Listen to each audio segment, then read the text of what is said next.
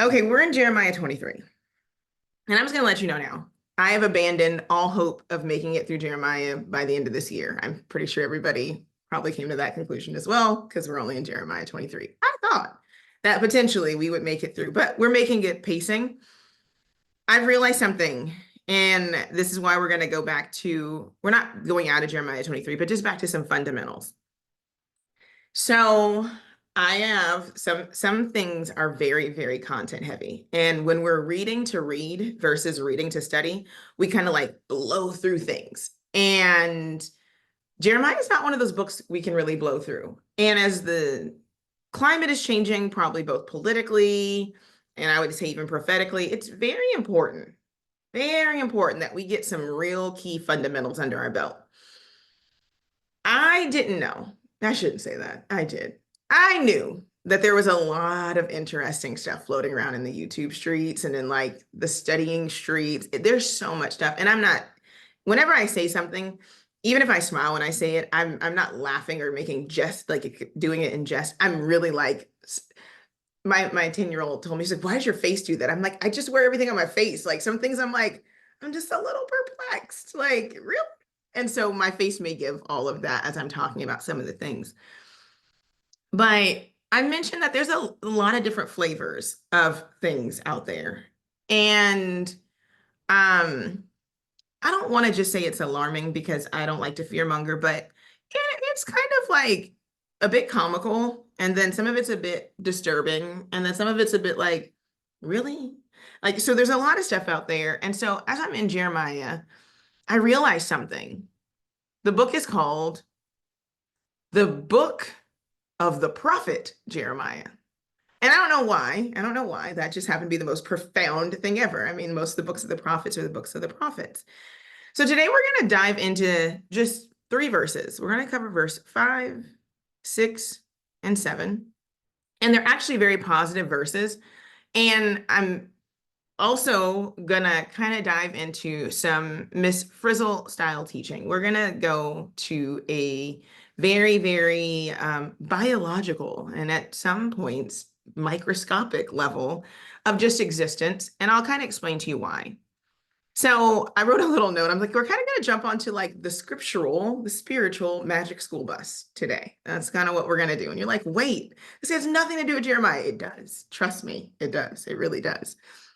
And because I've realized some things, we miss the deeper things because we don't understand the simple things. And I'm not saying like, oh, you guys don't understand what a prophet is, or oh, I mean, I know you all have read, you're there, you're advanced. But see, Miss Frizzle, there was something really interesting about Miss Frizzle, right? Miss Frizzle was so hands-on that she was like, you know what? There's no other way to show you all this unless I actually take you to where this is. And I promise, if you go into a nose or a stomach or onto the back of a bee, all the places that she took these students, you know, Ralphie and them all the places she took them, she knew that they would never forget what they saw. And why this has significance to the book of Jeremiah, especially today, is because Jeremiah's journey, if you've forgotten, started off like that. Yeah, magic school bust, if you will. Jeremiah, he's like, Jeremiah, what do you see? Ah, you've perceived well. Jeremiah, what do you see here? Jeremiah, go on a field trip and take this linen girdle. And it's been so hands-on, and we sit, unfortunately, often behind a book in a room, and we actually never get out and see the stuff. Also, when we do go and explore, we explore and it's after somebody's already kind of ingested it. So I'm going to take you on kind of what the journey was on this idea of a seed and why it's important. And then when I read verses 5, 6, and 7, you'll see why this jumped out to me like it jumped off the page. But the reason why I'm going with this and I know somebody's been like, oh, there she goes. She's doing this silly thing again. It's okay, because let me give you some verses that Yah gave me today to calm my mind about this very, very simple and very, very probably silly way of handling Jeremiah 23. The scripture said that the foolish things, i.e., the simple things, would confound the wise. So we're going to go, I'm going to read you all these verses because I almost just gave you that and then went over and y'all was like, no. I want you to give every single verse. So I'm going to give them like this. 1 Corinthians chapter 1, verse 27. We're going to start right there. And I'm just going to read through these, but I'm going to do it in a recorded style so we can see it. And then verse 27 says, but Elohim has chosen the foolish things of the world to confound the wise, and Elohim hath chosen the weak things of the world to confound the things which are mighty. All right, let's go to Isaiah chapter 44, verse 25. And I'm doing it in this order because oftentimes people have this idea that the New Testament is new. And I heard a very wise person say the New Testament's not new, it's just true. So watch this. Says, let's start at verse 24. Says, thus saith Yah, your Redeemer, and he that formed you from your womb. I am Yah that makes all things, that stretch forth the heavens alone, that spread abroad the earth by myself, that frustrates the tokens of the liars and makes diviners mad, that turn wise men backwards and make their knowledge foolish. All right, let's go to Jeremiah 8 and 9. Because guess what? Nobody's saying anything independently. Everybody's saying the same thing. The wise men are ashamed. They are dismayed and taken. Lo, they have rejected the word of Yah, and what wisdom is in them? Let's go back to 1 Corinthians and go to 1 Corinthians 20 and 7.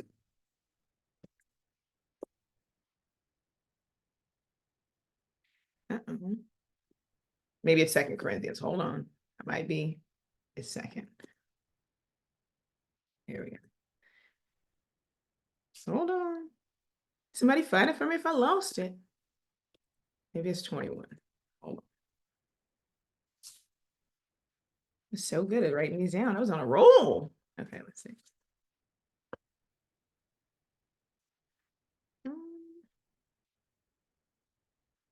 I'm looking for the verse that says, let me go to this one.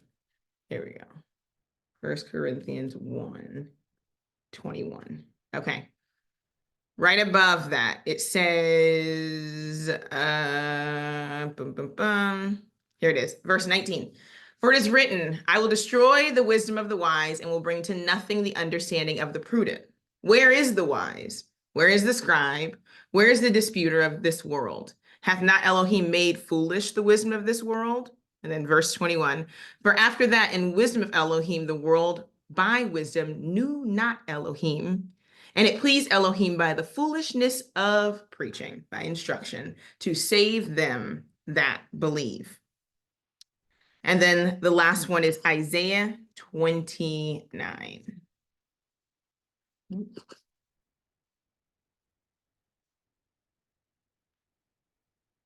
Isaiah 29 and verse 14 says, therefore, behold, I will proceed to do a marvelous work among this people, even a marvelous work and a wonder. For the wisdom of their wise men shall perish, and the understanding of their prudent men shall be hid.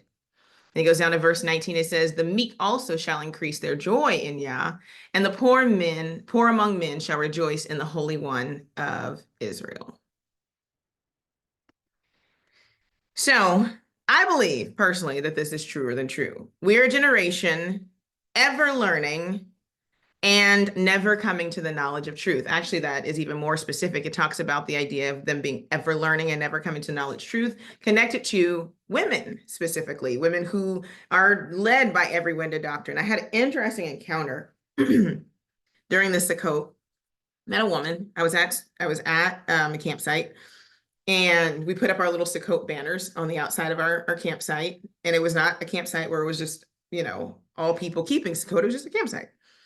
And this woman was waiting for me as I walked out, like past, there's like a little kids park area. And she stopped me and she said, is that your campsite with the Sukkot banner? And I said, it is. And she said, are you a Sukkot people? And I was like, I don't know what that is, but sure. And I was like, I'm keeping Sukkot. And she goes, that's so cool. And starts talking to me. And then she goes, well, what flavor of Torah keeper are you? And I said, well, I don't know what flavor I am, but I'd like to think I'm of the normal flavor. Like, so I'm like, okay, this is interesting. We proceeded to go into conversation and shared with me all of these interesting things that are kind of floating around doctrinally. One of them specifically is one I had not heard of. And it was, and I'm saying this because not that just she said this, but I'm laying on this point that a lot of times we as women carry things. And it was interesting because her husband was also in Torah, but she's like, he's more like, do what Yah says, stick to the da da da da da. And I'm like, I like him. And she went on to tell me that she believes that the millennium already happened and that we live in a time where actually we're after that time period. Mind you, there's a bunch of videos about this, blew my mind. We're after that time period, and that's why there's a bunch of hidden artifacts and hidden things because they're suppressing the reality that Messiah has already reigned, and essentially this is the end of the ends. Now, this is kind of a bit of the catalyst for kind of where we're going today, a little bit, because I said, you could only believe that if your flavor was vanilla, because you've gone and you've completely omitted the fact that there are so many prophecies connected to the seed, which is why we're going on this Miss Frizzle Magic School Bus journey today, because Jeremiah 5-7 does this amazing thing that blew my mind. And I wasn't even going to mention that. I was going to just keep that encounter in my back pocket for a later date. But I realized something. The seed matters. And this is not directly dealing with even this idea of nationhood or why we should be proud of something or why it's because you already know how I feel about that. But as a person that is true to truth, we have to actually look at what we need to look at. So can't be drawn by these small things, right? All this small stuff. There's so much stuff out there because we don't understand. The issue is we don't understand foundations and fundamentals. Before you can actually understand seed as in generations, seed as in chosen people, you know what you have to know? It's kind of wild. You actually have to know what a seed is. You don't have a picture. So then you will misapply things if you don't understand the very basics. So here I am today, taking us back to the basics. And a teacher by the name of Brad Scott said this, and he was very, very cheesy when he explained these things. And he was singing in a song. I'm not sing-songy, but he would say the whole Bible is about the birds and the bees and the flowers and the trees and the moon up above and a thing called love. 1965 song, really, really cheesy, but truly and very truly, the fundamentals for what our prophets see, the fundamentals for even how we can explain or understand who we are or what we should be doing is found in the obedient elements that are around us all the time. The birds, bees, flowers, trees, stars, moon, sun, they do a thing, they do it well, they do it consistently. Yeah, it's like, look, if you ever lose track, go back to those things. Sadly, what has happened is people are now manipulating those things. The moon doesn't matter. The sun doesn't matter. The stars don't matter. Seeds don't matter. Steady, steady, steady, don't go outside, which is very, very silly because the wisest man that ever lived gave us this really cool example of just how important small things are. He said, in Proverbs 6:6-8, he said, observe the ant. Though but a tiny person, he even calls them persons. I thought that was cute, right? Just as a tiny member. Look how they move and how they store and how they gather. There's something about observing what is what does something consistently, what has been programmed a certain way that actually opens up the bigger things. It's this simple. If we don't know what it takes for a seed to grow, then you'll never know prophecy. If a person prophesies to you and they don't know what it takes for a seed to grow, reject it. Because literally the very nature of prophecy is seed language. It's for seeds. I'm going to prove it. I'm going to prove it. You can't understand eschatology if you reject seeds. You cannot understand or even resist your enemy because you don't even know what your enemy is after if you don't know what it means to be a seed. And so this book by this very, very, very, very wise prophet is written in such a way to help you understand how to behave as a seed. The word for prophet in Hebrew is nun, bet, olive. That's your first root. For those of you who are following along, because you should be, don't believe anything I say. Go ahead and turn to page. If you have the blue book, the Etymological Dictionary of Biblical Hebrew, go ahead and turn to page 146. And it goes in, we're gonna get the first definition of the word for prophet. And then if you have the Jeff Benner book, it's the Ancient Hebrew Lexicon, you're going to turn to page, make sure I get it right.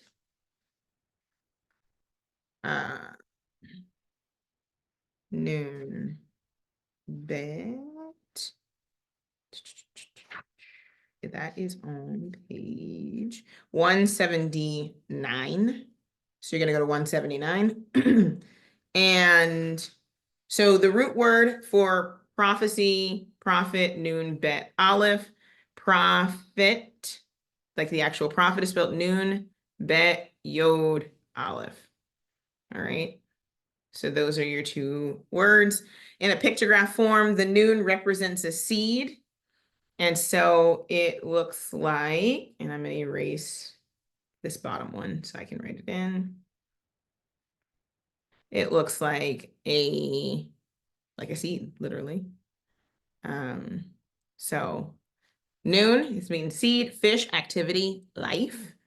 And then you have bet, which is a nomadic tent floor plan, a house, something that's contained. And then you have aleph. We all know I struggle bust my way through these aleph. So that and that resh really get me. All right. And then that's an ox head, person first. We've kind of going back to the very, very fundamentals. So a prophet comes from the bilateral root nun bet, which means to flourish, which means to fruit. And it's a picture of a seed and the picture of a tent or a house representing what is inside. Combined, they mean seed inside. The prophet, which is the nun bet aleph, so it's a trilateral root, so it's all three combined. Literally, prophet or prophecy, because the prophet prophesies, is a fruit produced from the inside of man. And it's a knowledge of something that, and I'm gonna just kind of push back a little bit on Jeff Benner's definition on page 179. He says, a knowledge of something that is not known by the five senses. I'm gonna push back because what we've seen scripturally is it's a knowledge of something that's observed with the five senses, but interpreted by Yah. It's the information attached to what is seen is then confirmed and then affirmed by Yah. So I'm going to just push back.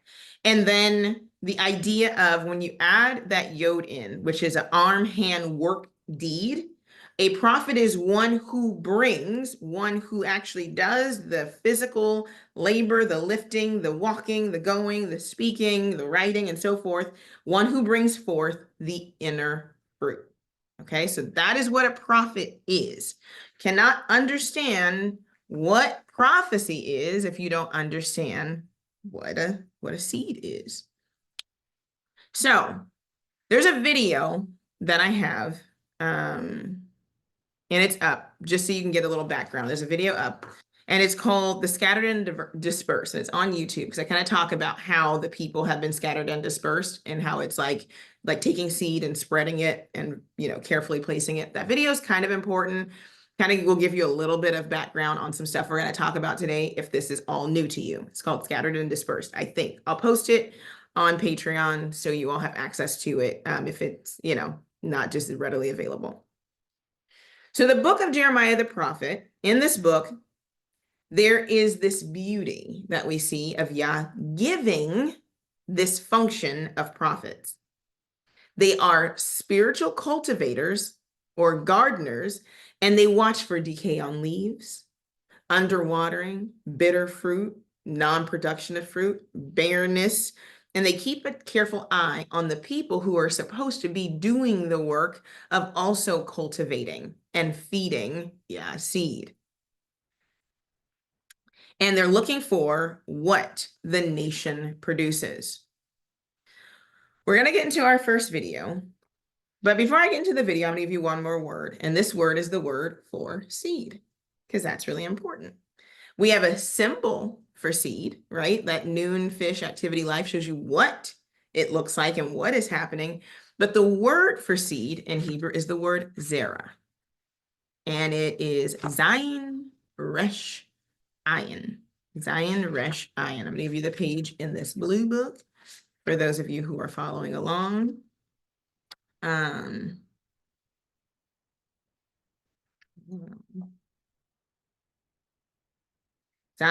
Resh Ayin. And it's on page okay, so Zayin Resh Ayin is on page 71.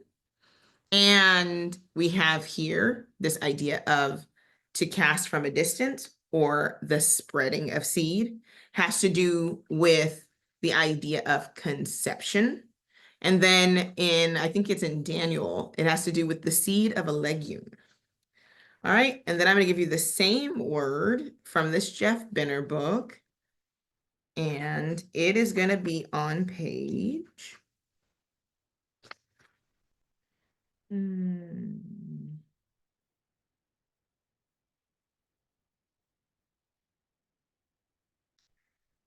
On page, it's number 2137. So there's two, number 2137 and number 2634.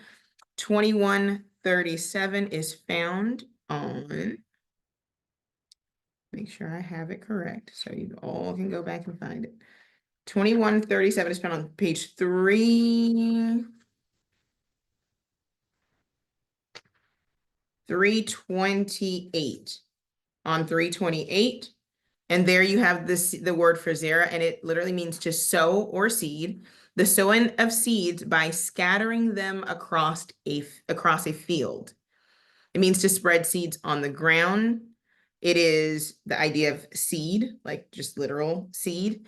And of course, over and over again, we get this picture, this very potent picture that seeds are to be sown.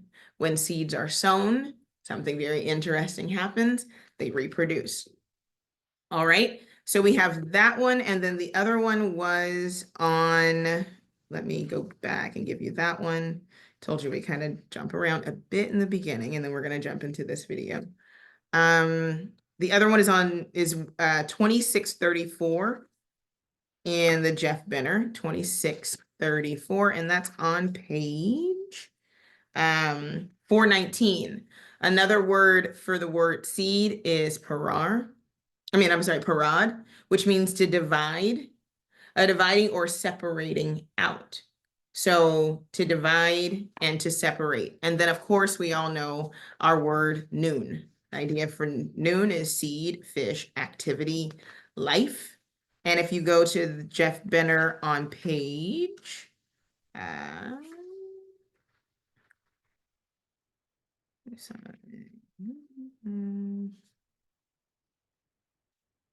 if you go on page 186, it's number 1313, and it means it's actually a picture of a seed, a sprout, and it means to continue. And combined, it's noon, is spelled noon, final noon. It means the seed of seed. The seed is the continuation of life from the parent plant. And this cycle continues generation after generation. So I'm going to write down these three for those of you who definitely should go back and look at them. All right, so you have noon, final noon, and it looks like this. It's a seed and a seed. Then you have parad, which is an opening, and then, oh, this is gonna be terrible, the head of a man, and then door, right? And then the last one was Zera, which is Zadi, Resh, Ayin. Each of these words represent, here you go, give you the pictures for them. This process of the seed. So you have parad, which is to divide, scatter, open. Parad is normally seen when we talk about trampling, when you take the seed after it's been fully cultivated and you take the hard shell off and get to the soft and tender part. That would happen on the threshing floor. And when you would take the ox who treads and he treads over, that is where you see there. It's also the same word that we see used when we talk about trampling over the word of Yah. It's very much that, where you're dividing it. And then Zera, Zayin, to cut off, Resh, head, I, experience. Once again, that is the idea of scattering. It's funny because the very first letter here in this word for Zera is the plow. It is to then go in and then to plant. And then the word noon, which is for the actual seed, is the life. That's the actual thing that's being planted. So a prophet would definitely have to understand the nuances between these and would use specific words for specific things. Okay, let's get into it. The first video I have has to do with just how, and there's two, we'll kind of probably watch them back to back. There's two. What is a seed? And everybody's like, I know what seeds need. And if I asked you right now, I said, put in the chat, most people say, what do seeds need to grow? People would say sun, water, soil, and all these things that we learned. But what happened in formal education is, because it wasn't necessarily built to cultivate you to be a student of the word, that some of the things that were very, very important, because you didn't think you were going to become a biologist or, an agriculturalist, you kind of skipped over those things. It's like, I just have to know what to take a test. Now, if you've been gardening, great. Some of this stuff is really, really true for you. But this is necessary not only for knowledge, but actually for the salvation of your soul. And you'll see what I mean in just a second. All right, let's get over to YouTube. We're going to look at fertilization and seed formation. We're going to watch two videos. The first one is 2 minutes and 24 seconds long. The second one is, I believe, like maybe a little bit longer, so maybe like 3 or 4 minutes, but they're both very, very important. So I figure, why me when there's somebody who's done it so much better? So we're going to go, and this is our Magic School Bus exploration. We're getting ready to go and learn about pretty much how seeds are formed. Kind of interesting. Can you guys hear that? Can't hear me. Fertilization. No, you could hear it? Okay. Is the fusion of a male gamete with a female gamete to form a zygote. In flowering plants, the male gametes are found in pollen grains, produced in the anthers, while the female gametes are found in the ovules, Pollen must first travel from an anther to the stigma in a process called pollination. There's more detail on pollination in a separate video. Look for a link in the description. When a pollen grain lands on the stigma, it forms a pollen tube down the style of the flower. The pollen grain's nucleus travels down the pollen tube as it grows towards the ovary and the ovule. The pollen tube reaches a tiny opening in the ovule, and then the tip of the pollen tube dissolves, allowing the pollen nucleus to enter the ovule. Here, the pollen nucleus fuses with the egg cell nucleus. This fusion of the two nuclei is fertilization. Fertilization creates a new cell called a zygote. The single zygote cell divides and develops to become a plant embryo, which has a plumule and a radicle. The plumule will go on to become the first shoot of the plant, while the radicle will become the first root. The remaining contents of the ovule develop into cotyledons, which act as a food store for the new plant. Seeds need their own food store for the earliest stage of growth because no food is produced by photosynthesis until leaves develop. Surrounding the seed is a seed coat, a protective layer which forms from the ovary wall. While the ovule develops into the seed, the ovary develops into the fruit. Side by side, it's easy to compare the structures at each state, with the flower's ovary becoming the fruit with seeds inside which form from ovules. The next video covers the initial growth of a seed, known as germination, and all the conditions needed for that to take place.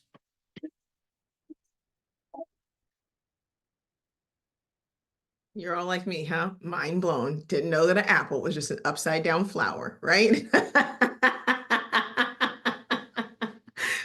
I say all that there's so much there. I actually had to go back and watch it again in the context of what we're talking about, because when we're talking about seeds, and I'm going to get into the biblical part, but the picture has to be in our minds, because people can then come in and switch things or make things of none effect when you don't actually understand the language and the visual pictures behind it. The actual, like, I have another video and I'm going to share it. You guys can watch it on your own, but it's actually on human reproduction. It was the third video, but we're going to focus on these two because we're looking at the seed. You need to see that one too, because Yah has set up some things at a biological and molecular level that cannot be touched by not human reason, by a human trying to explain it away. And sometimes you need this picture in your head to understand why seed matters and why Yah has chose to contain his seed in humans, and why he does not shift, why he has not lost, why he has not forgotten, why seed cannot be destroyed. And knowing that you are the seed is so much more than skin color and heritage and head wraps. It literally is, do you know what is contained inside of you and how it got there? So when a prophet makes a connection between something like a seed, that idea of taking something, and then you have this plant, and this plant then sends information from another plant into a reproductive system that exists in a plant. You didn't walk by flowers and say, flowers definitely have ovules, kind of like ovaries. And oh, they're over here, and there's a stem going down, it's releasing its nucleus and putting it there, and then it's making seeds so that it can produce, check this out, Genesis, kind after like kind. Kind after like kind, which is why I'm just terribly against racism, because that's the idea of like race and racialization is a construct. Now, it's a powerful construct that's been used scientifically to oppress us as a people, which means it needs to be discussed and interrogated. So we're never taking that off the table. I am never, ever not going to talk about race. I do not believe in this idea of why can't we just all get along and be one in Messiah until we interrogate what was done to me because of how I look and the implicit bias that still exists in people when they see me, and they still see me as a descendant, as a slave, and they don't see me for who I am, both as a seed, biblically, genetically, then we will constantly talk about the construct of race. So don't get me wrong there. But the reality is kind has to produce after like kind. And what Yah has shown is that there is a kind in the physical and there is a kind in the spiritual. And he's shown that, Jacob and Esau, right? You've seen it all throughout the text. We have to look at that and interrogate that, and we cannot omit the fact that seed exists and that it should be destroyed. I think it is a carefully constructed religious conspiracy, if you will, that all of a sudden, when we start looking at the seed in the scripture, all of a sudden it just doesn't matter. It's typical that whenever it kind of gets down my street, all of a sudden, well, I really need to focus on that. Should we really waste our time with vain genealogies? I don't need genealogies. Guess what? It's seed. Seed don't need a genealogy. When you see an apple, you know it's an apple. I don't care what kind of apple it is. I don't care if it's a Granny Smith apple. I don't care if it's a Washington red apple. Guess what? You know it's an apple. And when you take away the simple things, people can then get smart and act dumb. Because then they can get so smart that they want to over-explain the reality of things. The reality is there's seed in this word. And it's forever. And it replicates after its kind, and it will be until forever. Let me get to that. I'm jumping the gun. Next video. Next video. Hold on just a second. Now let's talk about what's in a seed, because that's important. We've got about the most 50 million followers. We're in the billions let of this views. And we're a small commercial team. go, so we have to watch that. Okay, so we're gonna look at the seed and germination. And I'm gonna share my screen. This one's a little bit longer. And I always talk about that, framing it, right? Frame it in this idea that the very thing that we're looking at is something that the prophet would have known. That Yah is speaking in these terms, not speaking in some lofty spiritual thing that can't be understood. The reason why Yah created language is to communicate with the simplicity of humans. It's supposed to be something that you can then go out and observe and try it and see what Yah is talking about in the physical realm. So just keep that in mind. It's not like, oh, I didn't do good in science class, and here, well, the guy that's going back. That's not the point. That's not the point. Just take it in. Just take it in.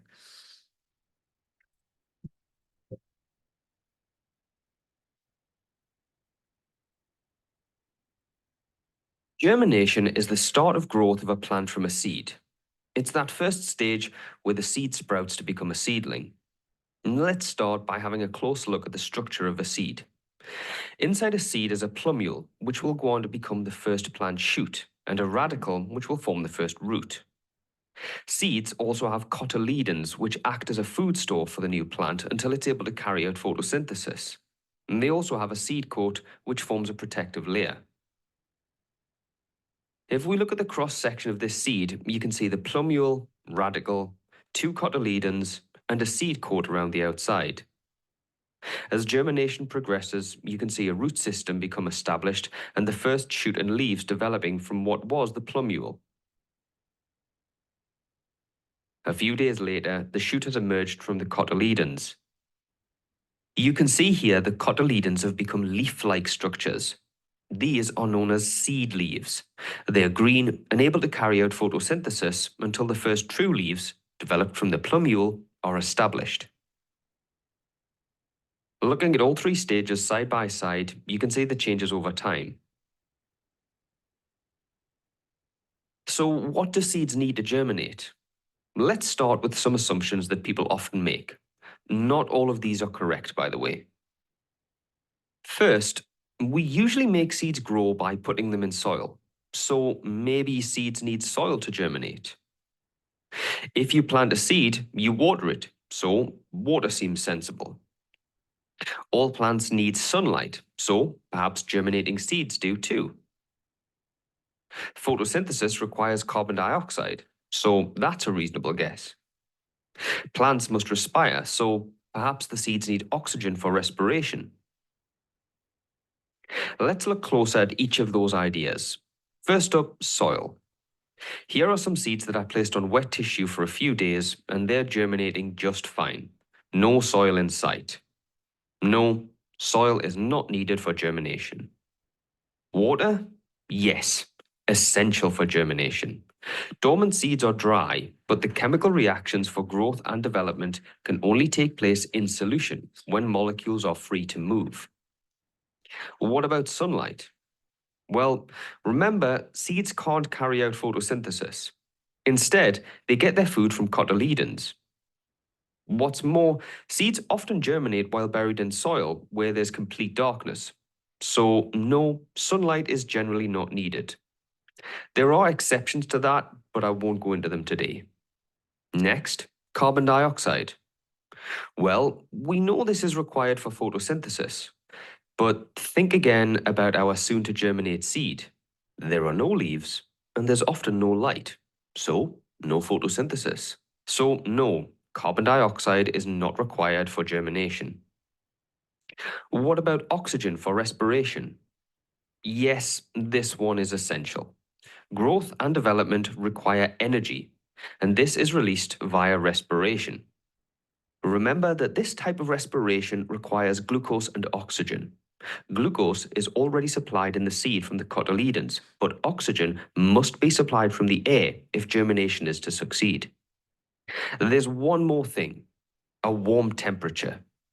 Remember that pretty much all chemical reactions in living organisms require enzymes. For reactions involving enzymes, it can't be so hot that the enzymes are destroyed, or so cold that the molecules move too slowly. For successful germination, we need a warm temperature that's just right. The main summary of this video is that germination is the start of growth of a plant from a seed. For germination to happen, seeds require water, oxygen, and a warm temperature. Now, you might be like, hold on, how you gonna bring all this back around to Jeremiah? Let's see, I'm excited. I'm excited. If y'all put this much time and intricacy into a seed, how much more so, I should say this, and for its preservation and continuation, how much more so for his own? How much more so for his own? The thing that stood out to me here is that you have this seed, and seeds require water, oxygen, and warmth. That's also heard somebody said, it's wow, right? I was like, oh, that's cute. So if you have little kids at home, let them know. Water, oxygen, and warmth. Check this out. Yah's seed, if you follow the track of what he provides to his seed, what is it? Water with the word, oxygen, ruach, breath, and a prescribed path, because that's what the ruach means, and actually the enduring love of Elohim. He was like, they are both, the what is required for seed is the same. He's like, you have to be watered with my word. Because guess what? You don't require, I'm going to show you this in a second with these verses. You don't need, you should have, but you don't need to be in your land to obey Yah. But you need to have his word everywhere you go to know what's needed so that you can be activated where you are. Because this is where Jeremiah is going, right? You don't need, right? You don't need a physical location, but it's easier to stay on the prescribed path if you're planted in a favorable place that's protected.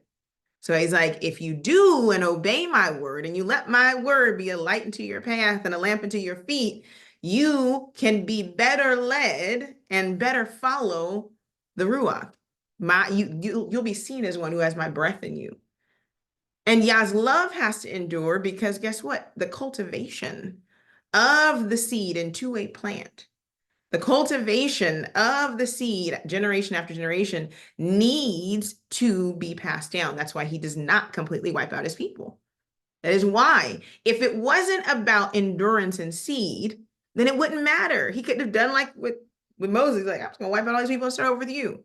Still was going to choose one. Why? Because he understands that there's information in seed.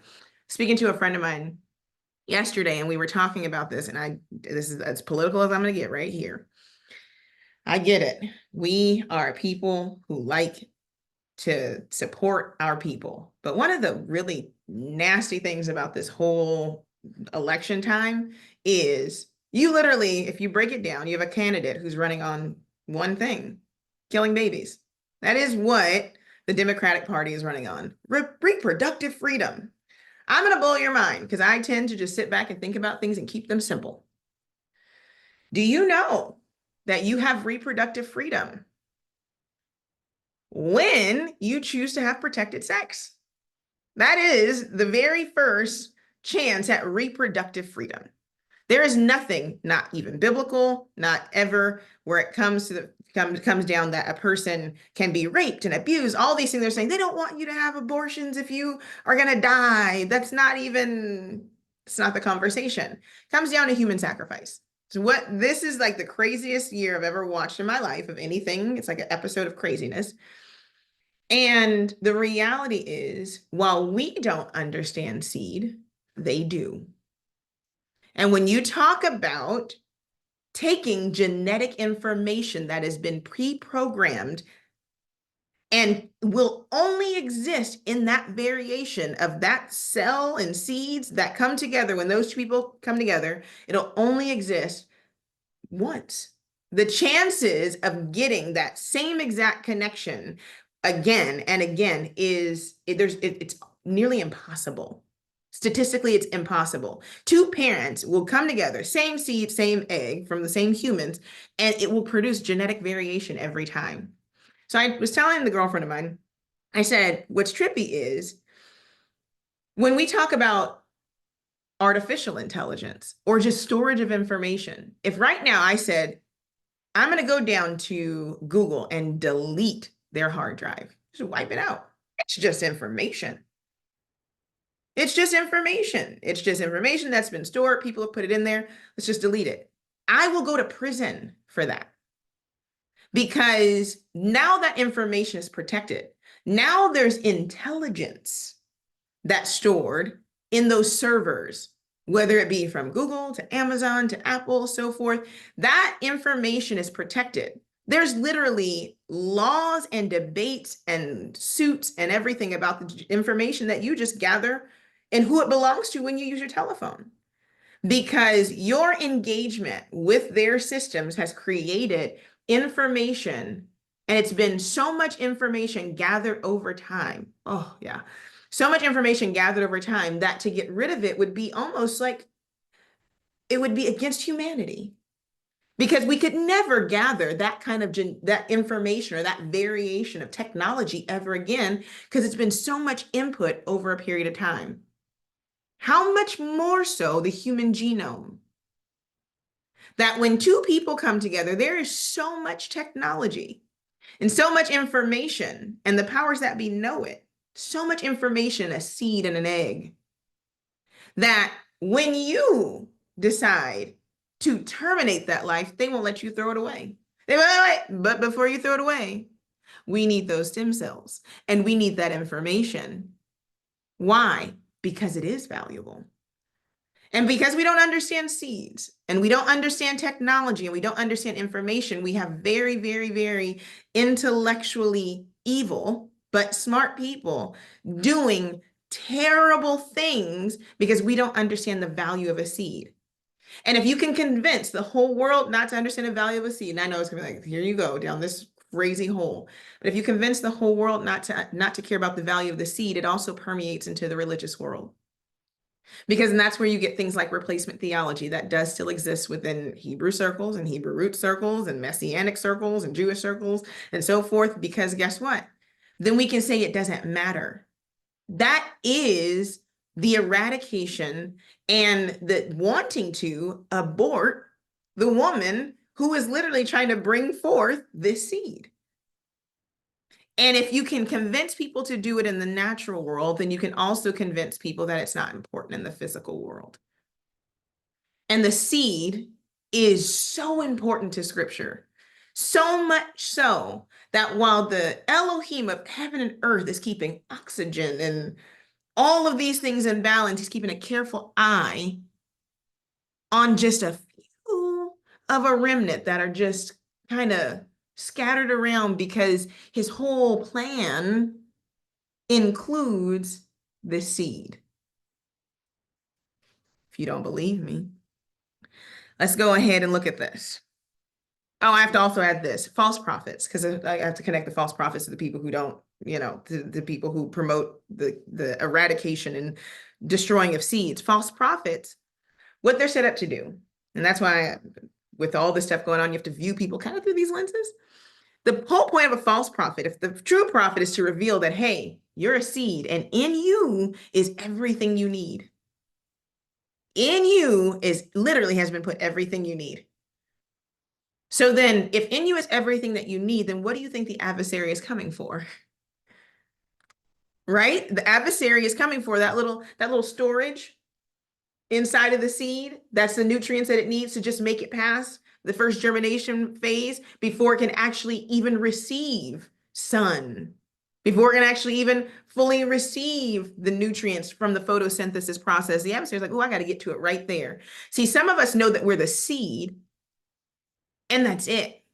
Some of us understand that we are this tiny thing with a hard coat, and we act like that. We're hard on the outside and actually never actually engaging in the process of truly being watered by the word. Because a lot of the water that people are receiving is corrupt. If the adversary knows that you're the seed, then do you think he's going to let you get pure, unadulterated water? So then you should be on high alert. If the adversary knows that you're the seed and you are getting water, do you think it's not going to try to just tweak the things that you're getting a little bit to destroy the process, to just keep you under the soil a little too long, to make your leaves fall off too soon? Literally, the whole point of the false prophet is to take the food, that was the last lesson, to take the food of the early embryo and kill its development to keep it from germinating.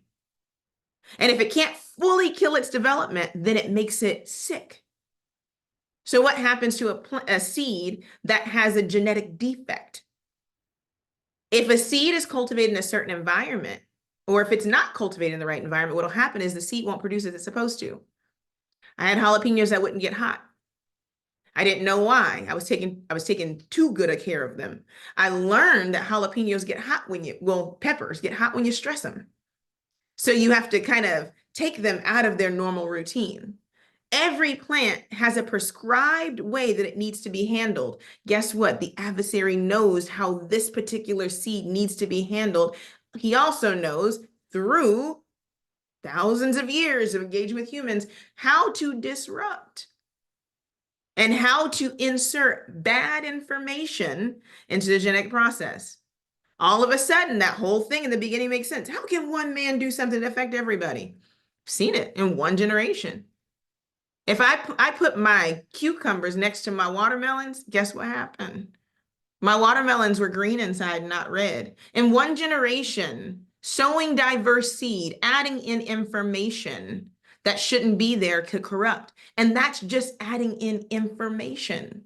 That is in watering and doing everything else right. But then there is a mixing of information.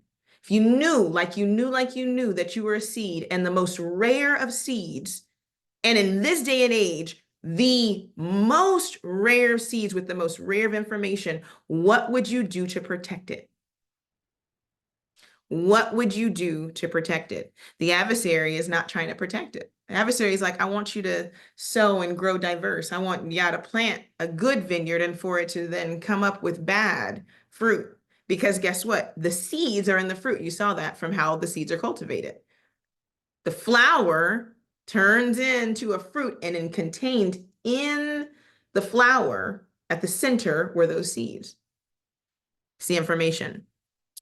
All right, let's get into it now. I gave you that really long introduction for this right here. Makes everything make sense though. It makes the work easy. I've kind of been reading ahead, of course, in Jeremiah, and Yah said something to Jeremiah, and of course I'm gonna do it, because what stake do I have in this? He said, everybody wants to prophesy and come up with some new thing. Yah told Jeremiah, how about this? The people who are mine, tell the people exactly what I've already said. No mix, no remix. You take it, you leave it. It's all here. It's all here. Watch this. You will never look at this the same ever again. And this is why prophecy, eschatology, and everything has to be understood from culture and context. Watch this. And he said unto Abram, know of a surety that your seed shall be a stranger in a land that is not theirs, and serve them, and they shall afflict them 400 years. And also that nation whom they shall serve will I judge, and afterwards shall they come out with great substance. Pause. I have heard the arguments. I've even heard Hebrews butcher this because it shouldn't be something. They're like, did this happen? Did this already happen? If you don't listen to anything else I say, know these two things. One, this whole book goes together seamlessly. Two, you cannot understand this book in snapshots. You cannot understand this book in snapshots. If you look at this and then you looked at what happened, and it's funny because I believe our ancestors, it was both and sometimes. Sometimes things happen because they were prophetic, and sometimes prophetic things are cyclical. Like we know the prophecies throughout Genesis, Exodus, Leviticus, Numbers, the prophecies in Torah, they apply to every generation. But there are some things, some very interesting things that pop out here. The children of Abraham definitely go into captivity. They're afflicted, they come out with great substance, right? But there's a key word here, and we're going to see it again. And I'm going to show you how I just, did a thing in Jeremiah, and I told you we probably gonna never get out of Jeremiah. But it says right here, he says, your seed. That is so important. We've already covered what a seed is, what it does. But he says, your seed, now you know what a seed is. It's genetic information. It's a continuance. It has a lot to do with a lot. Shall be a stranger in the land that's not theirs, and they shall serve them. This is very, very important to where we're getting ready to go. Let's go to Jeremiah chapter 23, and you'll see how I got arrested, strung around, why we ended up on a magic school bus, why we had to do all that for, I don't know, almost an hour before we can get to 3 verses. Jeremiah chapter 23, verse 5. Behold, the days come, saith Yah, that I will raise unto David a righteous branch. If y'all don't do this already, you need to do it. Click on everything. Even if you don't know Hebrew, read everything. The word here is semach, and the word is a sprout or a shoot. Okay, it's all agricultural language. It gets real. So it has to do with a sprout, a shoot. It means to make come forth. It means sprout or growth. All right, I'm going to raise unto David a righteous shoot, and a king shall reign and prosper, and shall execute judgment and justice in the earth. I have to reject what the lady I heard, whatever she said. There's some justice, judgment executed in earth by this righteous branch. A king shall reign and prosper, be reigned with skill and understanding and judgment. Verse 6. In his days, Judah shall be saved. Well, if seed doesn't matter, then what's the point in saving Judah? And Israel shall dwell safely. And this is his name whereby he shall be called Yah, our righteousness. It's Yah Zadkenu. All right, so that part, it's straightforward. When the king reigns, and we all know, if you go back and read scripture, I don't believe the scripture contradicts himself. Yah says, I'm king, I'm savior, I did it by myself alone. How you rectify that in your soul is between you and your creator. But that's what Yah says. So the king is going to reign in righteousness. He's going to do it in a particular way. When you watch that 3rd video that I send you about human information, you'll understand a little bit more. I will tell you this. What we understood and what we understand about genetics happened during a time, I'll just say, where you and I had nothing to do with the understanding of genetics. You have to be very careful of when and how you gather information. If there was nobody who looked like you and nobody who had the technology and information that your people had doing this research, there is a very high chance that all the research and all the technology that had been used up until that point was considered primitive. And that really the truths that we are just now coming into had already been explained before. You got to know that, because when you had these scientists come up in the 1600s and this time, that means that there was an omission and already the eradication of our people and us being stripped from our technology, from our information, from our knowledge, and it's not considered.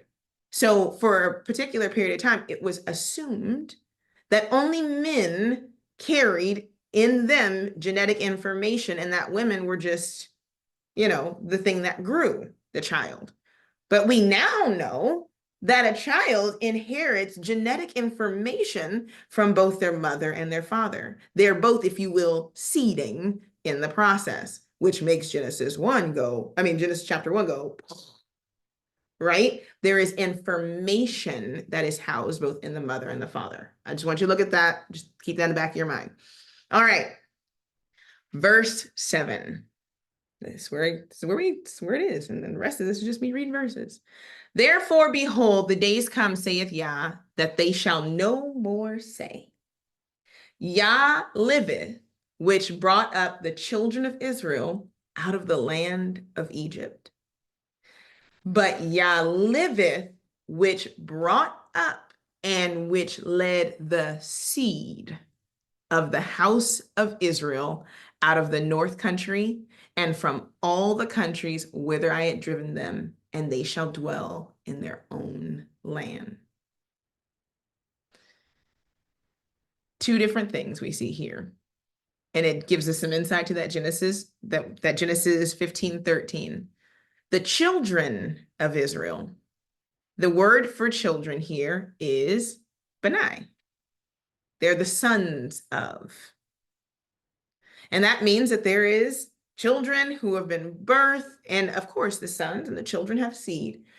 But this second part, he didn't go and say, they're not going to talk anymore about the children of Israel that were led out of the land of Egypt, because that was big. If you go back all the way through the New Testament, Stephen, before he was stoned, that was part of his sermon. That's a big deal. It was the biggest thing in our culture that had ever happened. It's the biggest redemption story ever. It's a story from oppression to freedom to your own land. And anytime we got in a space where we were oppressed, we referred back to the oppressor being the oppressor, which is Massa, actually, in Hebrew, and this place of bondage.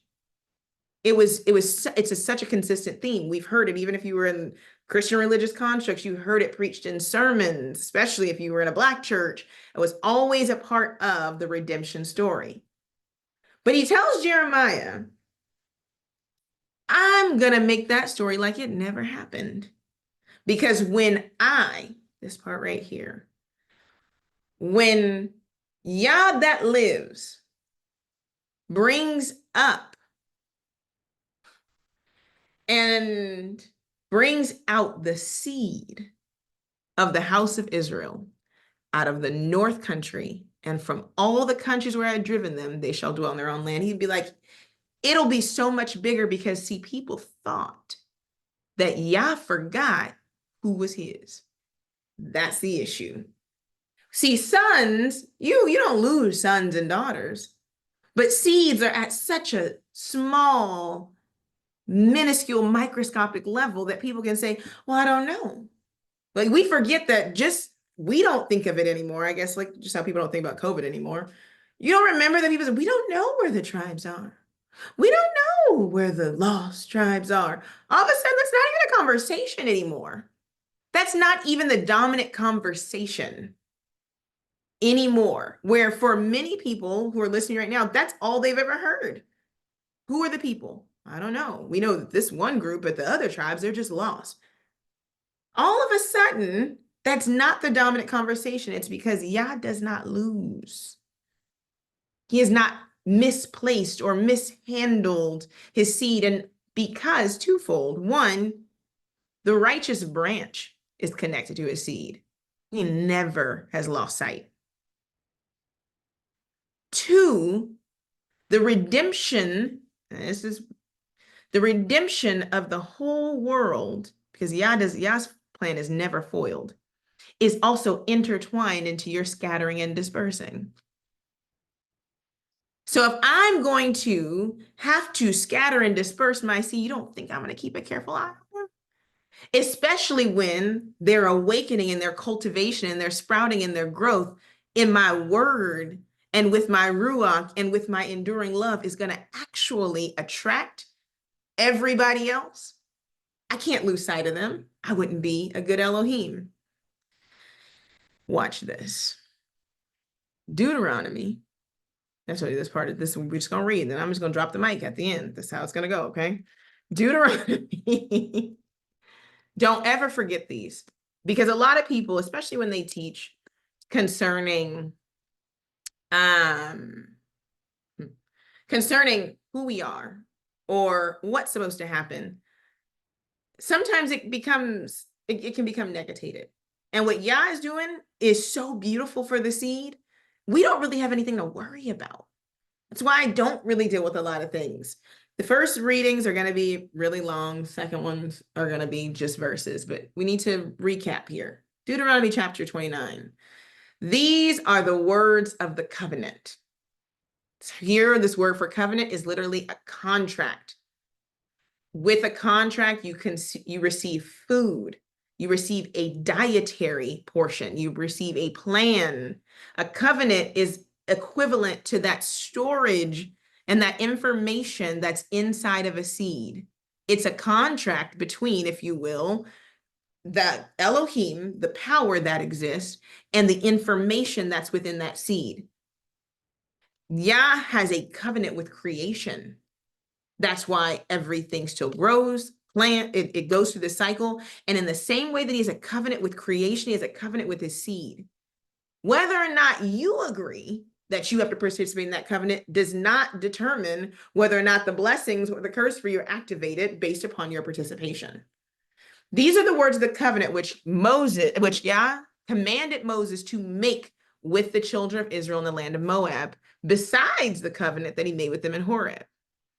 And Moses called unto all Israel and said unto them, ye have seen all that Yah did before your eyes in the land of your captivity unto Pharaoh and unto all his servants and unto all his land, the great temptations which thine eyes have seen, the size and those great miracles. Yet Yah hath not given you a heart to perceive, and eyes to see, and ears to hear unto this day. And I have led you 40 years in the wilderness and your clothes are not waxing old upon you, and your shoe is not waxing old upon your foot. I'm going to say this, and I'm not going to probably interject again. Yah had me sit with this week, and I've had to keep going back to this. Yah told me something, and I'm going to say it to all of you. You probably have all had the same experience. Yah said, look back over your life. Your life has not gotten worse. Your life has always gotten better. Doesn't mean that you haven't gone through things. Doesn't mean you haven't had to endure things.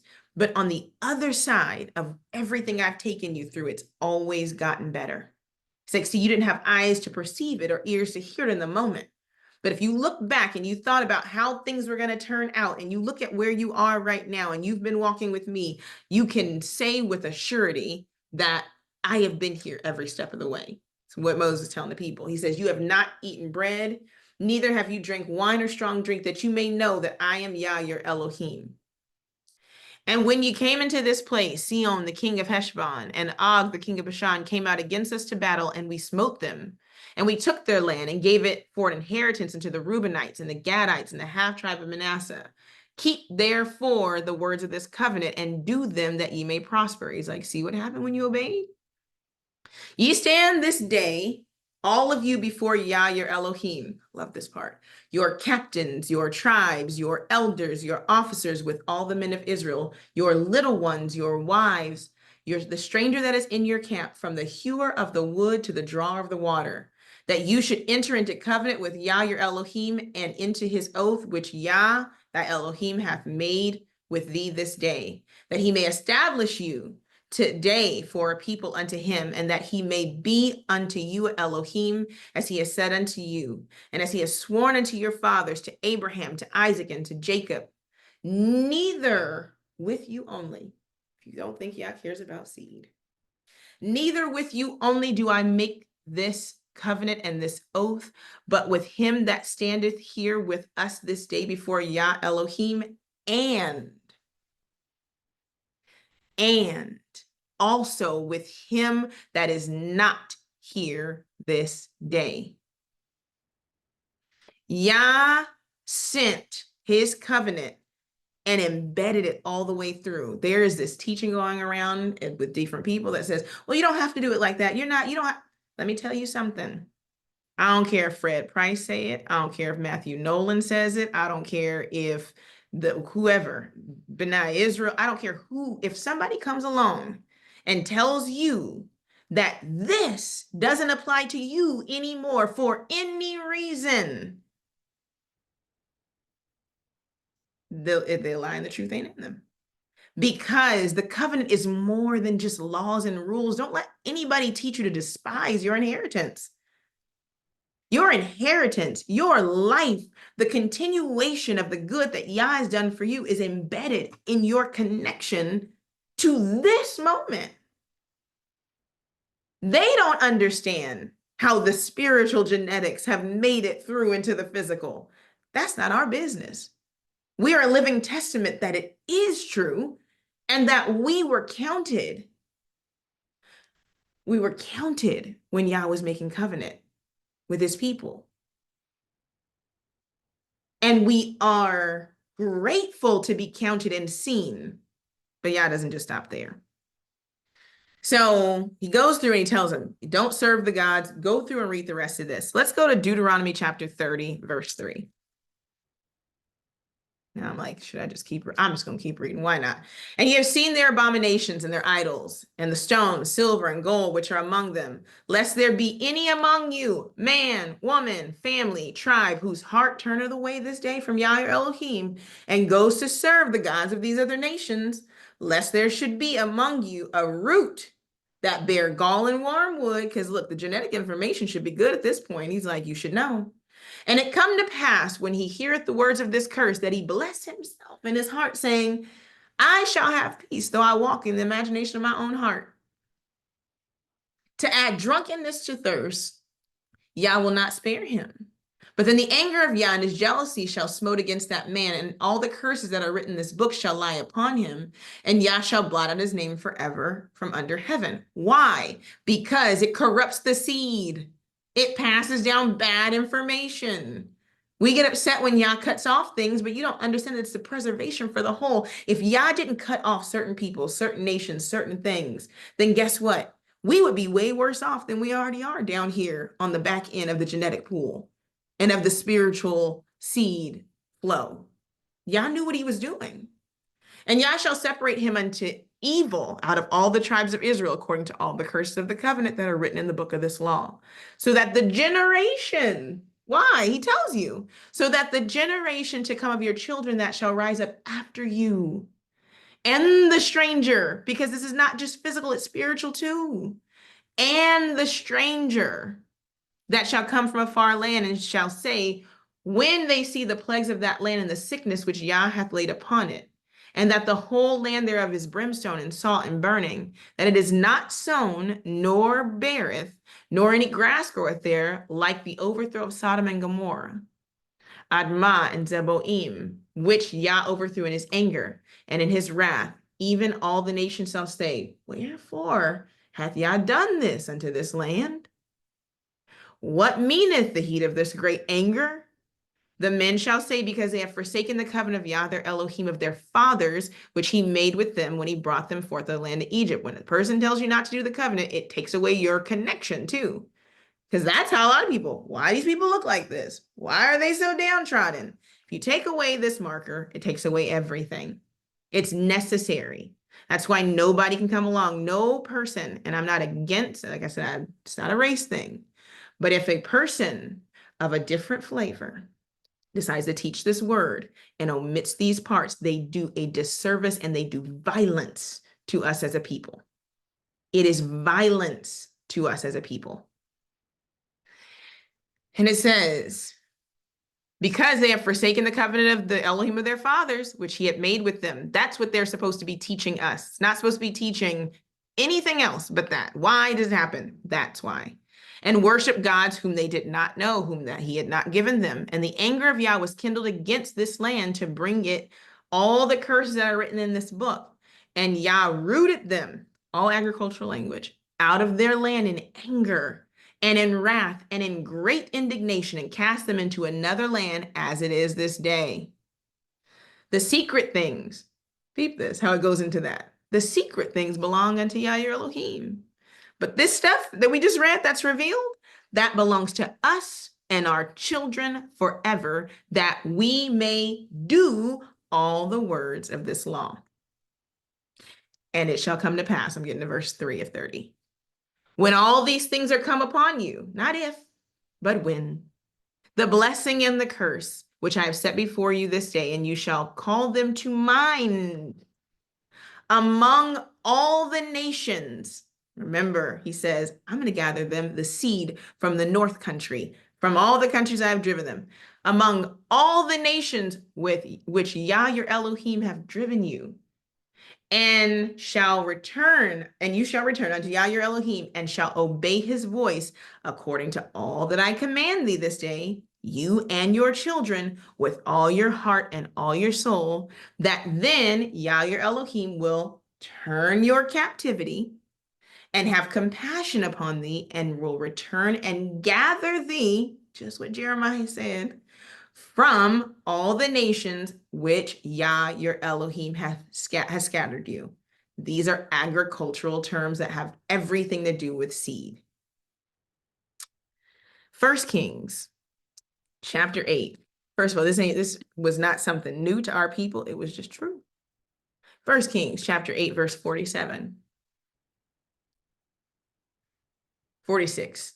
If they sin against thee, for there is no man that sins not, and you be angry with them, and deliver them to the enemy, so that they carry them away captives into the land of their enemy, far or near. Yet if they shall bethink, the word actually here is if they repent and do themselves in the land whither they were carried captives, and repent and make supplication unto you in the land of them that carried them away captives, saying, we have sinned and done perversely.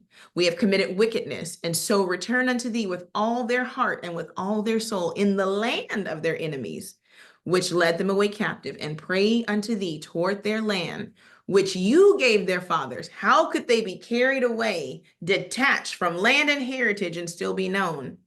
The only way they can do that is their seed.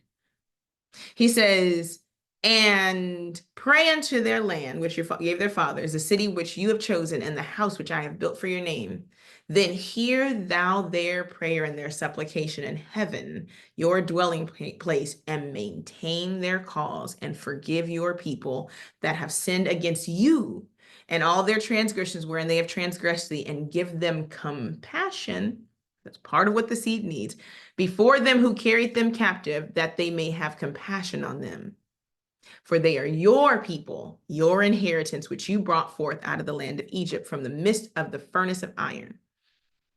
That thine eyes may be open unto the supplication of your servant, and unto the supplication of your people Israel, to hearken unto them in all that they call for unto thee. Psalm 106.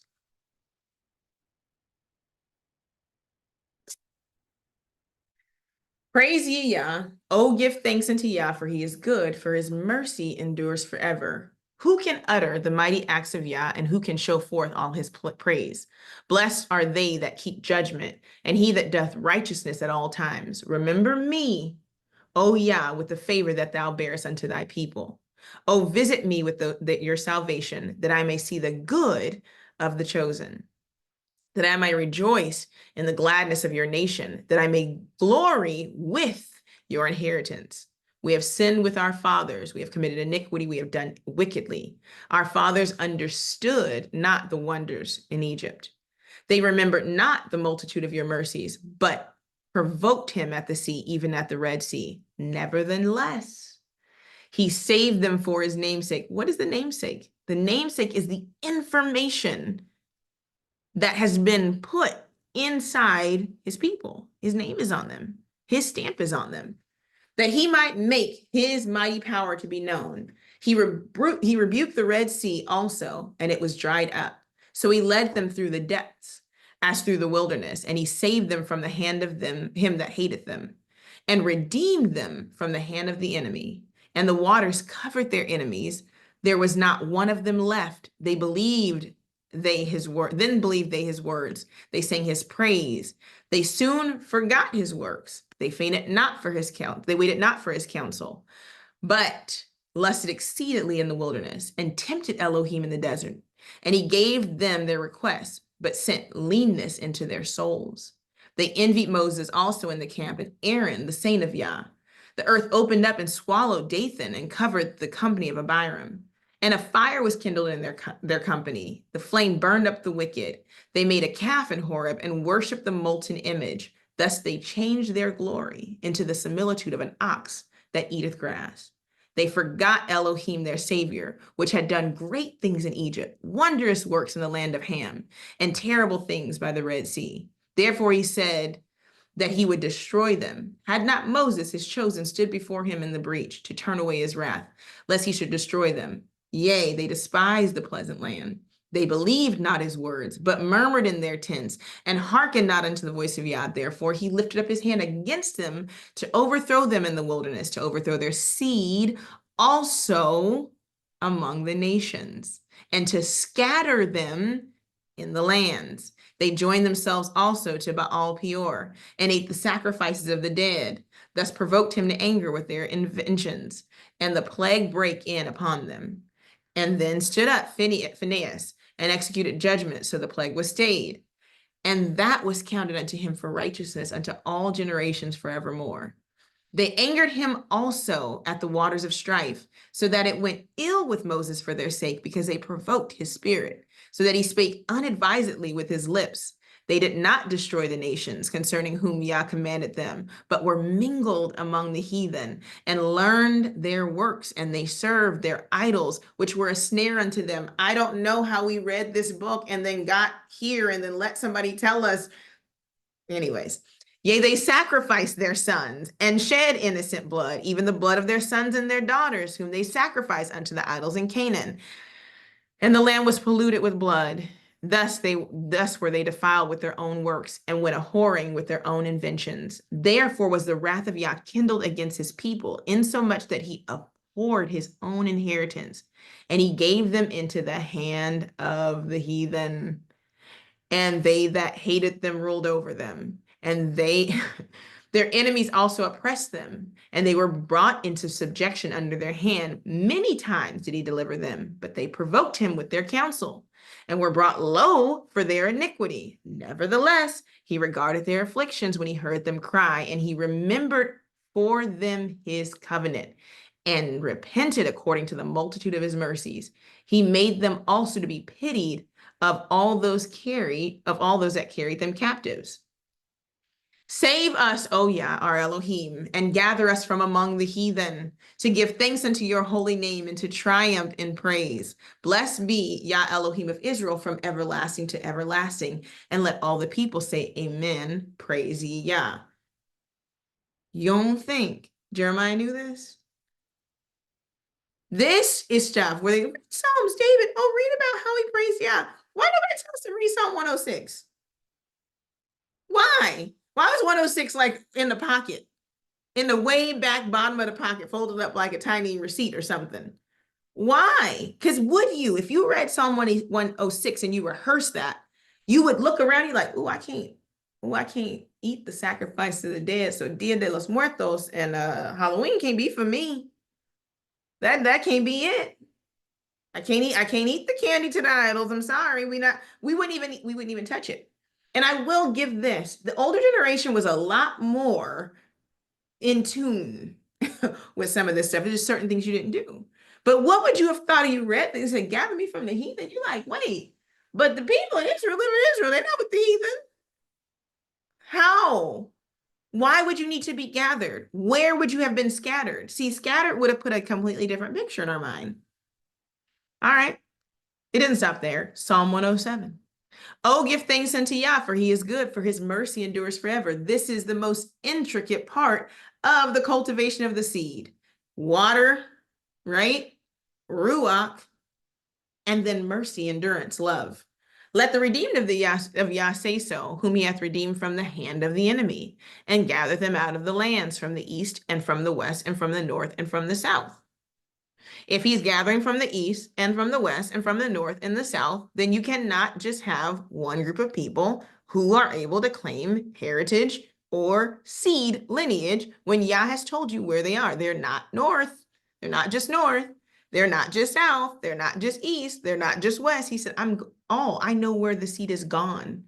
They wandered into the wilderness in a solitary way. They found no city to dwell in. Hungry and thirsty, their soul fainted in them. They cried unto Yah in their trouble, and he delivered them out of their distress. And he led them forth by the right way, that they may go to a city of habitation. Oh, that men would praise Yah for his goodness and for his wonderful works to the children of men. For he satisfied the longing soul and fills the hungry soul with goodness. Such as sit in the dark and in the shadow of death, being bound in affliction and iron, because they rebelled against the words of Yah. Please stop letting people relegate you to just a couple of chapters in the Bible. Read this thing. It's not that they're not right about what they're seeing, but it's not the only place that it is. Yeah, it's all through here. Because they rebelled against the words of Elohim and contemned the counsel of the Most High. Therefore, he brought down their heart with labor. Look at this, all the way over here in Psalm 107. They fell down and there was none to help. Then they cried unto Yah in their trouble, and he saved them out of their distress. He brought them out of the darkness and the shadow of death, and brake their bands asunder. Oh, that men would praise Yah for his goodness and for his wonderful works to the children of men. For he brake the gates of brass and cut the bars of iron asunder. Fools, because of their transgression and because of their iniquity, are afflicted.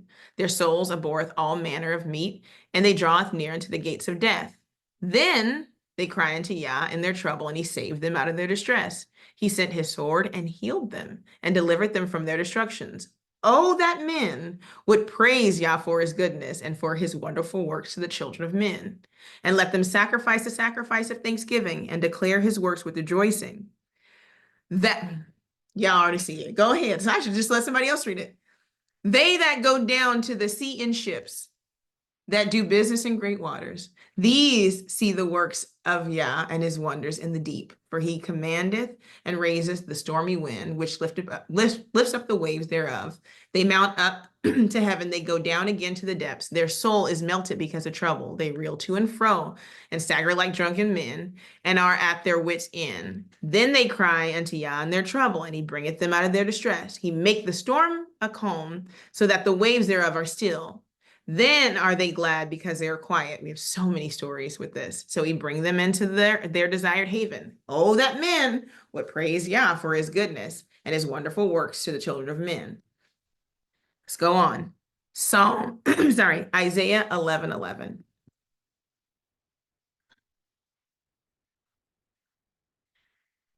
And it shall come, because it wasn't just Jeremiah that said it. Remember, this is future prophecy. This is not what happened in Egypt. This is not, they're getting ready to go into captivity in Jeremiah's time. We're getting more into that.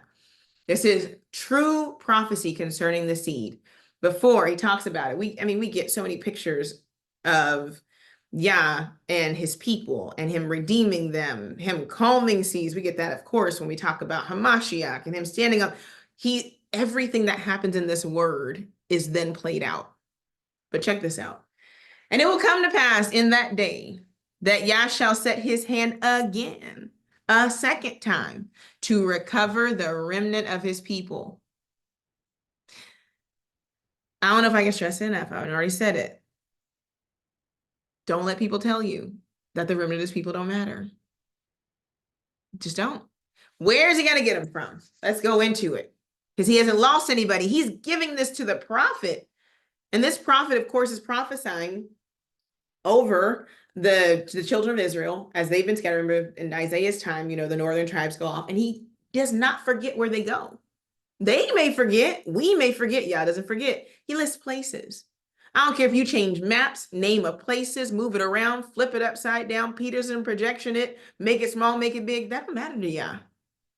That does not matter. He says, and I will gather the remnant of his people, which shall be left from Assyria, from Egypt, from Pathros, from Cush, from Elam, from Shinar, from Hamath, from the islands of the sea. And he shall set up an ensign for the nations, and shall assemble the outcasts of Israel, and gather together the dispersed of Judah from the four corners of the earth.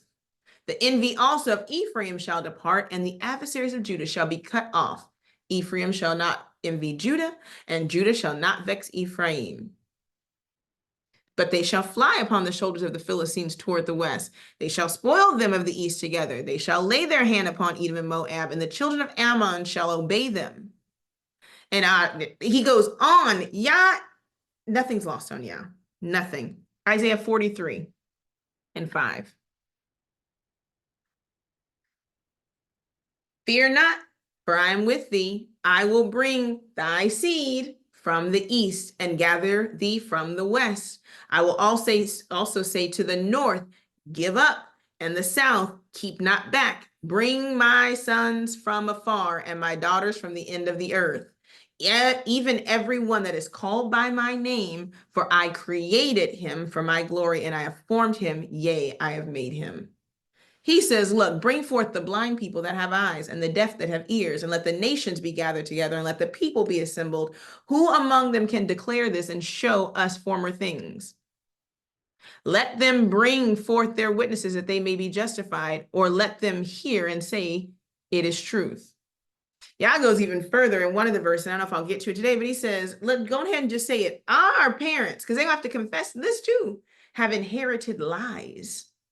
We were lied to about the seed. We were lied to about the people. The reason why information is suppressed, and that's why it's very, very important, is because it upends everything. It destroys everything. Isaiah 56:8. I have like 3 more. I'm out of your hair. But you need to know these. They need to be recorded. Here he goes again. Yah, Elohim, which gathers the outcasts of Israel, says, yet will I gather others to him, besides the ones that are gathered unto him. That's also important, because the same way that they came out, and it's mentioned in other prophecies, says, oh, and the Gentiles, they're going to grab on. They're going to be like, wait, where are you going? We coming too. Says but it has to be done with the knowledge of knowing who to grab onto. The greatest atrocity that I hope I don't know if I want to live to see it, is that we will get so far away again from the truth that people will accept a false Messiah because they grab onto the wrong people. If seed don't matter, then that doesn't matter. But because Yah is going to rise up a leader, we have to know who the seed is, because we have to know who to attribute this ruler, this king to. That is important. That is of the utmost importance. Most people, and I've said this over and over again, are going to accept a false Messiah because of the images that have been portrayed and who they believe the seed is. Their own racism, their own biases are going to send them to hell. Because it doesn't matter. Oh, replacement theology. Oh, we're all one in Messiah. Okay. Well, we'll see. Zephaniah chapter 3.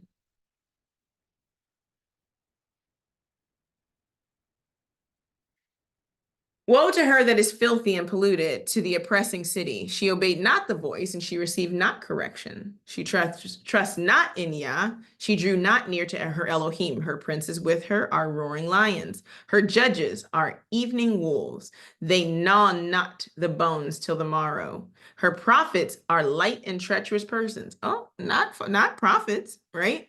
Her priests, she has priests too, have polluted the sanctuary. They have done violence to the law. Then The just Elohim, just Yah, is in the midst thereof. He will not do iniquity. In the midst of it. Every morning does he bring forth his judgment to light, and he fails not. But the unjust knows no shame. I have cut off the nations. Their towers are desolate. I have made their streets waste, that none pass by. Their cities are destroyed, so that there is no man, there is no inhabitant. I said, surely thou wilt fear me. Thou wilt receive instruction, so their dwelling shall not be cut off. Howsoever I punished them, but they rose early and corrupted all their doings. Therefore, wait ye upon me, saith Yah, until the day that I rise up to the prey. For my determination is to gather the nations, that I may assemble the kingdoms, to pour upon them my indignation, even all my fierce anger, for all the earth shall be devoured with the fire of my jealousy. For then will I turn to the people a pure language, that they may call upon my name, call upon the name of Yah, to serve him with one consent. From beyond the rivers of Ethiopia, my suppliants, even the daughters of my dispersed, shall I bring mine offering. Cannot tell me, even based on that verse, cannot see where the people have gone. In that day shalt thou not be ashamed for all your doings, wherein thou hast transgressed against me. For then I will take away out of the midst of thee them that rejoice in their pride. And thou shalt no more be haughty because of my holy mountain. I will also leave in the midst of thee an afflicted and poor people, and they shall trust in the name of Yah. The remnant of Israel shall not do iniquity, nor speak lies, neither shall a deceitful tongue be found in their mouth, for they shall feed and lie down, and none shall make them afraid. Sing, O daughter of Zion, shout, O Israel, be glad and rejoice with all your heart, O daughter of Jerusalem. Yah hath taken away your judgments, and he has cast out your enemy. The king of Israel, even Yah, is in the midst of thee. You shall not see evil anymore. In that day it shall be said to Jerusalem, fear not, and to Zion, let not your hands be slack. Yah, your Elohim, in the midst of thee is mighty. He will save. He will rejoice over you with joy. He will rest in his love, and he will joy over thee with singing. I will gather them that are scornful from the solemn assembly, who are of thee, to whom the reproach of it was a burden. Behold, at that time I will undo all that afflict thee, and I will save her that halteth, and gather her that was driven out, and I will get them praise and fame in every land where they have been put to shame. And at that time will I bring you again, even in that time that I gather you. For I will make you a name and a praise among all people of the earth when I turn back your captivity before your eyes, saith Yah. Ezekiel, I got 2 verses in Ezekiel.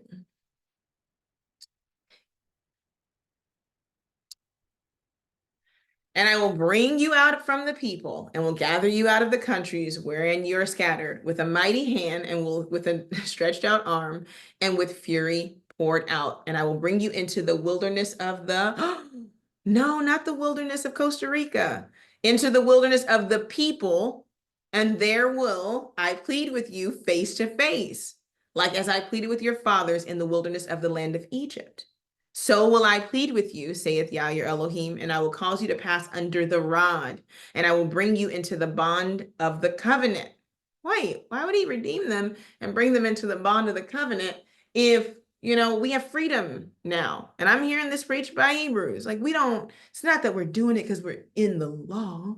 We're doing it because now he said, in the bond of covenant. And I will purge out from among you the rebels and them that transgress against me, and I will bring them forth out of the country. Oh, wait, then I will bring them forth out of the country, wilderness of the people. Then I will bring them forth out of the country where they sojourn, and they shall not enter into the land of Israel. What? And you shall know that I am Yah. Just read what it says. Read it for yourself. Ezekiel 39:27.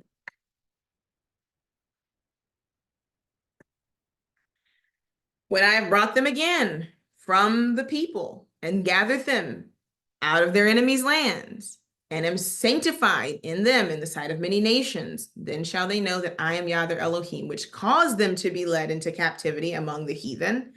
But I have gathered them unto their own land and have left none of them anymore. Neither will I hide my face anymore from them, for I have poured out my spirit upon the house of Israel, saith Yah. I think it's really important. I have one more, but the one I'm in with, I'm gonna say after this. I read all those because I think sometimes we think, I don't think anybody is bold enough to call Yah a liar, because I don't think anybody is, but it almost seems unreal. It seems unreal, especially when we look at where we are, condition, and so forth. But Yah didn't just have one prophet talk about it. He didn't just have two prophets talk about it. He had psalmists, and it's in Torah, and it's everywhere. It's talked about over and over again, and not just in the context of this one experience in Egypt, where he's like, you know what, people may think that it was fulfilled here and may never look back to it. So Yah does this wonderful thing through his prophet. He's like, you're going to be scattered. You're going to be in the lands of your enemies, and I'm going to redeem you. Don't ever forget that. Don't ever get to a point where you get so weary where it's like, is this even worth it? What does any of this mean? I'm still experiencing this. I'm still in the land of my captivities. He's like, don't lose sight of this. Don't lose sight of the fact that I see you and your mind, because guess what? You'll see so much stuff happening, and I'm guilty of this too, where I'm just like, I don't even know what to do. Like, I know what to do. I know not to disobey Yah, but I'm like, this is wild. Like, this is beyond what is even humanly conceivable. And then to still be expected to have compassion, and there's all this stuff happening in the world, and you're like, Yah, what is this? What is this? And how can I even conceive of going back to a time where it starts to feel so far away? Like, okay, okay, you did that for them in the wilderness, and you did that, but what about now? Like, yeah, but now I'm watching our own people go corrupt. I look from group to group to group, and I'm like, how have we so quickly decided that we were going to take and tamper with this word, that we were going to omit things, that we were going to allow people from other nations to teach us again and then teach us lies? Like, I've only been in this for less than 15 years, and I've seen these changes. And I'm like, what is happening? What about your remnant? What about the seed? What are we supposed to do? But Yah said it in Ezekiel, and I have to remember. That's why we read the texts that cover our redemption and the remnant and what's happening to the seed. He said, I have to weed out the rebels, and I have to weed out the transgressors, and I have to weed out these certain people. They have to pass under my rod. I am looking at everything and everyone. I'm in the midst. I'm in the midst. I'm in the midst. I see it. I see it. I know where they're going. Don't worry about it. That ain't really none of your business. I'm looking. And it says, I don't seek to see people perish. So he's like, okay, I'm going to slide these people over here, and y'all who know better, y'all slide over here, and I'm going to work on them, and y'all Goshen it for a minute. Like, we have to be able to divide, but it's so hard with our human eyes to see. And had it not been, this is where we're going to end, had it not been for this regarding the seed, and for somebody, some writer, to feel what I know each of us feel, and that's why I wanted to end with this. You have to know who you are as a seed. You also have to know what your responsibility is. It's nothing to be a seed that just sits on a table. It's nothing to be a seed that doesn't actually grow and flourish and become what it's supposed to be. It's nothing to be a seed that doesn't bear fruit, because without the fruit, there is no continuation of the seed.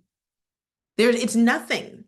It's so much more to be the seed, to know who you are, to be obedient, to bear good fruit, and to allow for that to be replicated and passed on. Fruit and flowers and good seed is attractive, but we can often lose sight and feel like this is all just, am I just doing this because it's all what I'm supposed to do? And we can find ourselves going through the motions. I know I've been in that place where I'm just like, I know I'm not going to disobey Yah, but I'm like, it seemed like everybody else they just on this little path, and it's just, what is this? And what does this mean? And why am I here? And why am I doing this? But you're not the only person that felt like that. If you felt like that, and I'm not the only person that felt like that. So turn with me to Psalm 126.